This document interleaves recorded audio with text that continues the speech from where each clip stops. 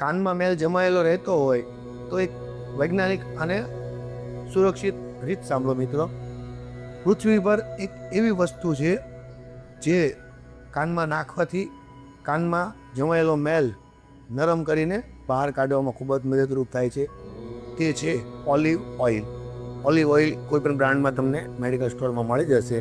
એના 2 ટીપા કાનમાં સવાર સાંજ નાખી દો તો 2-5 દિવસમાં જામેલો બધો જ કાનનો મેલ નીકળી જશે.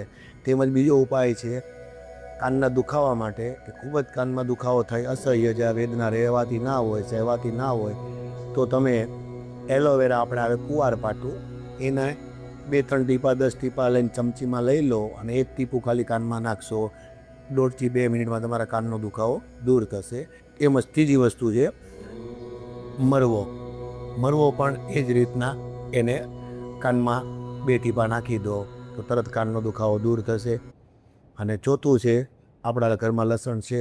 લસણ ખૂબ જ ગુણકારી છે.